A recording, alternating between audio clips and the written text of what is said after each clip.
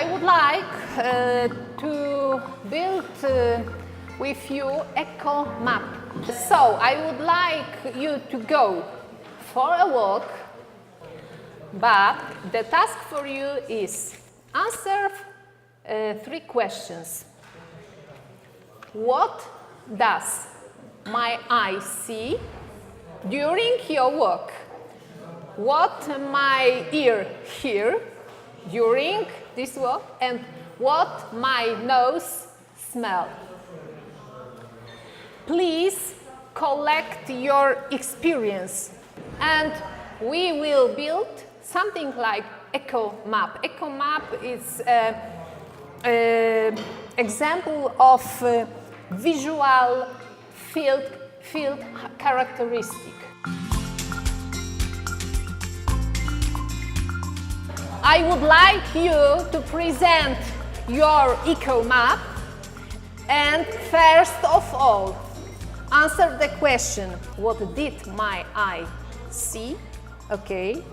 What did my ear hear? And what did my nose smell? At the end will be the question, where did you go? Okay?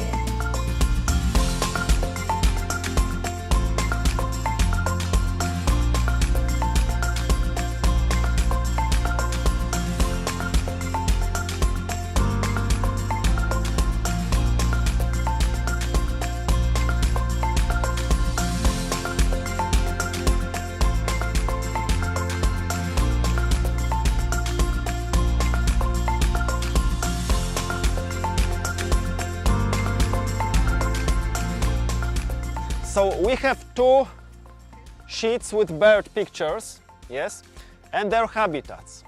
What I would like you to do is to try to assign the habitats to the birds, even if you don't know the birds or don't know where they live, just try to guess.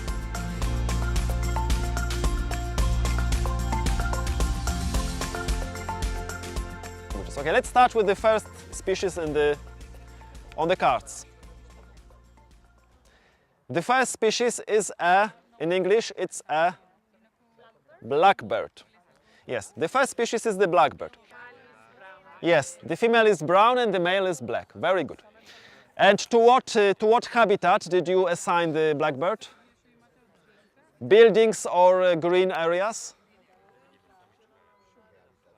It's a bird that lives in parks, yes, in gardens. So it must have some trees, some bushes. There is also another bird species which is a little bit similar to the blackbird male, the starling. They form very, very large flocks, the starlings. The blackbird is more solitary. They don't migrate in large flocks, but the starlings do. And another difference is the nest location. The blackbirds builds nest from sticks in the trees. And the starling, maybe you remember from our woodland block, the starling breeds in tree holes or nest boxes. The house sparrow and the tree sparrow. And in Spain you have, in Macedonia you have also Spanish sparrow, but let's talk just about these 2. In the sparrow, the cheek is gray. In the tree sparrow, it's white with black spot. It's very, very clear in the picture when you see it. In house sparrow, the head is gray, and in tree sparrow, it's brown.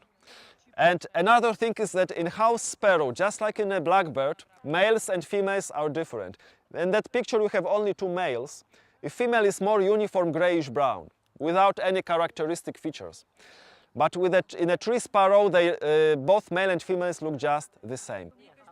Yes, the house sparrow lives rather on the houses, and the tree sparrow is more closely related to the green areas. So they differ a little bit in their habitat preferences. You will find the house sparrow closer to humans. In fact, they don't occur anywhere when you have no humans. And tree sparrow is not so human dependent. Funny thing that in Czech and in Polish we have very similar names. Jeżyczka and Jerzyk, but you call Jeżyczka the house martin and we call Jerzyk the swift. But the origin is the same, from St. George. Jerzy is George, because they arrive around the St. George's Day, which is end of April. These 2 species are similar to each other. They have long wings, pointed wings, Both of them are long-distance migrants. They fly very, very far away. You know already a lot about swifts because Dick told you that they never land on the ground except the nests. They do everything they can in the air. With the house martin, it's not as much. They can land on the ground. And in fact, they do it not very rarely because they build their nest from the mud. So when you have windows, you have like muddy cups made of mud. These are the nests of the house martins. These are just a few examples of the birds that you can find in your neighborhood. But this is a very nice group of birds because that's usually the birds that you start your bird adventure from. Birds living in the cities are usually not as shy as the birds living in the wild. They are more tame. You can approach them more closely. You can watch them from a shorter distance than in the wild. That makes them so great a group of birds to show your kids. And that's what I would like you to encourage, of course.